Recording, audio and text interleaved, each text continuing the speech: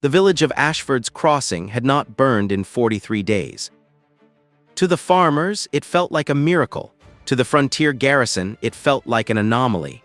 To Lucian von Eisenwald, it was simply data confirming that the resonance intervals had been calibrated correctly. He crouched at the base of Rod Station 7, a knee pressed into the damp earth at the tree line's edge, and ran his fingers along the buried copper lattice. The mana threading through it was faint, barely a whisper compared to the roar of a deployed barrier crystal, but it was consistent, rhythmic, like a heartbeat that the forest had not yet learned to ignore. That was the point. A barrier announced itself. It shimmered and hummed and pushed back with visible force, and monsters either broke themselves against it or learned to rout around it within a fortnight. Lucian had read the frontier garrison reports obsessively in his first weeks at the academy. The pattern was always the same: initial suppression, followed by behavioral adaptation, followed by escalating incursion from new vectors. The grid did not push back, it simply suggested subtle vibrations in the soil, resonance frequencies that made certain directions feel subtly wrong to a creature operating on instinct. The monsters didn't flee the grid, they just preferred consistently and without understanding why not to move through it. Lucian made a note in his leather-bound field log. Rod 7, stable, mana draw with intolerance, no signs of soil saturation. He stood brushing dirt from his knee and looked out toward the village. Smoke rose from the baker's chimney. A child chased a dog through the market square. Nobody was watching the tree line. 43 days ago, they had never stopped watching it. He closed his log and began the walk back toward the garrison relay post, where the academy's transport carriage was waiting to take him back to the capital. He did not think about whether anyone important had noticed. He was already thinking about the soil saturation problem and whether a secondary lattice at half depth might reduce the draw during rainy months. The lecture was not supposed to be about him. Professor Magnus Reinhardt had scheduled it as a routine debrief following the frontier deployment, standard post-mission analysis, the kind where third years talked through their tactical observations and second years listened and took notes. Lucian had prepared a concise field report and intended to deliver it in 3 minutes. He ended up at the board for 40. It started when one of the third years, a sharp-eyed girl named Aldis Vorn, whose family held a minor frontier barony, asked why the monster incursion rate at Ashford's Crossing had dropped to nearly zero when the 2 neighboring villages, which had received standard barrier crystal installations 6 months prior, were still seeing weekly breaches. Lucian glanced at his report, then at the board, then simply began drawing. Barrier crystal operates on a displacement model, he said, sketching the force diagram without looking at the room. It establishes a hard perimeter and repels anything that crosses the threshold. The problem is that it trains the monsters.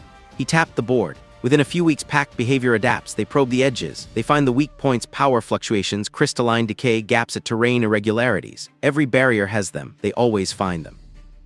He drew a second diagram beside it. A grid, dots at intervals, curved lines suggesting flow. The resonance grid doesn't create a wall, it creates a preference gradient. The monsters aren't being stopped, they're being discouraged. The vibration patterns interfere with low-frequency instinct signals that pack species use for directional navigation. It doesn't hurt them. It doesn't alert them. It just makes every direction toward the village feel slightly less appealing than every direction away from it. Silence in the room. The effect compounds, Lucian continued. Because it operates below the threshold of conscious behavioral adaptation, the monsters never learn to counter it. A barrier teaches them that something is there. The grid teaches them nothing. They simply don't come. He set down the chalk. The mana cost is also approximately 1/8 of a standard barrier array of comparable coverage area. More silence. Then Professor Reinhardt, from the back of the room where he had been standing with his arms crossed since the 5th minute, said simply, "Continue." Lucian continued. Gareth caught up with him in the corridor afterward, falling into step with the easy, rolling stride of someone who had been bred on open training grounds. "You know, half the room was barely breathing by the end," Gareth said. "The ventilation in Lecture Hall C has always been poor," Lucian replied, flipping to a new page in his notebook. Gareth stared at him. "That's not what I meant."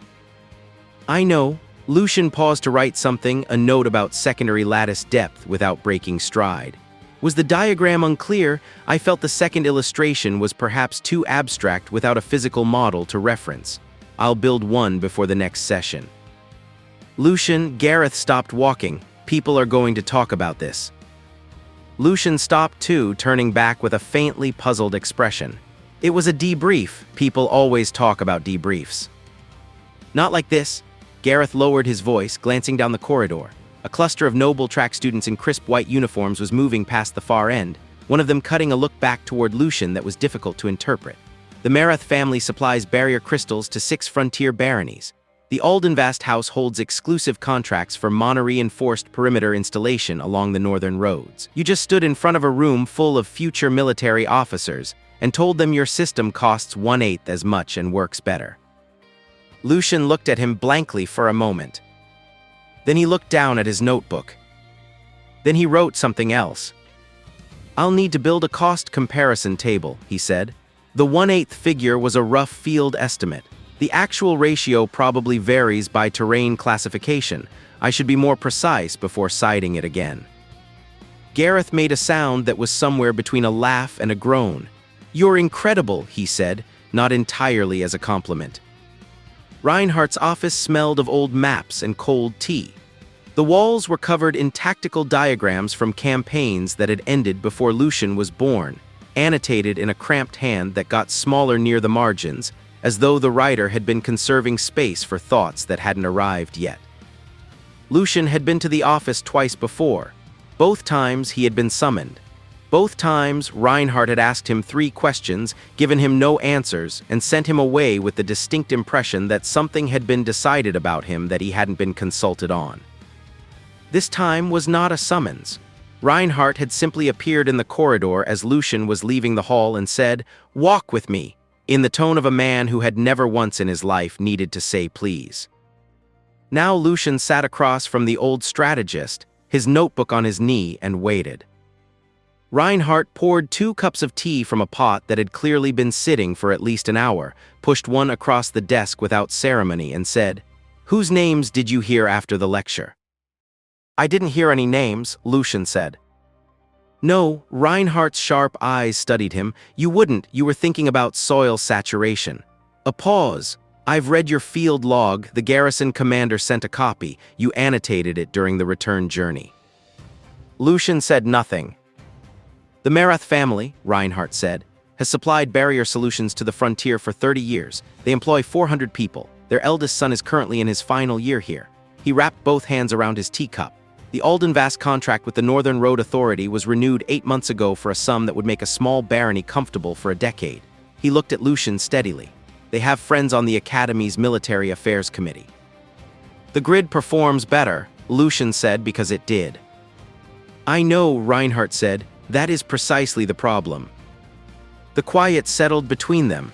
Outside, the Academy's evening bells began to roll. "I'm not telling you to stop," Reinhardt said at last. "I'm telling you to document everything, every test result, every calibration log, every field note." His voice was even unhurried, but it carried the particular weight of a man who had watched good ideas die in committee rooms. The work protects itself only if the record is unimpeachable. Do you understand? Lucian thought about soil saturation ratios and secondary lattice depths, and the precise mana draw calculations he had not yet finished tabulating. "Yes," he said, "I'll also need to run controlled comparative trials before summer. The current dataset is too small for statistical confidence."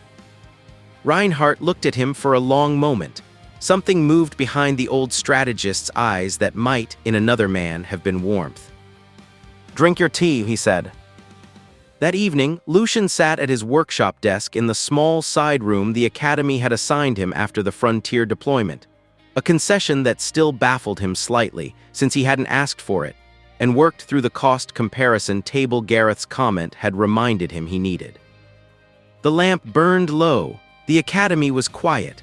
Somewhere down the hall, he could hear the faint sound of Gareth practicing sword forms against the courtyard wall, the rhythmic thud patient and consistent. The numbers on the table were good.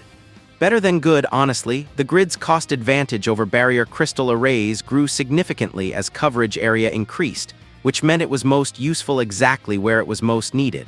Wide frontier zones, village clusters, road corridors. The applications were not subtle. Lucian stared at the table for a while. Then he thought, not for the first time, about the world he had come from, about cost-benefit analyses and patent filings and defense contractors and the long, grinding machinery by which useful things either got adopted or got buried. He had been an engineer there too in his previous life. He knew how that particular story went. He pulled a fresh sheet and began drafting a proposal for a systematic field trial across 3 frontier sites, using matched terrain profiles and standardized reporting protocols. If the data was going to protect the work, then the data needed to be airtight. He worked until the lamp ran out of oil. He didn't notice,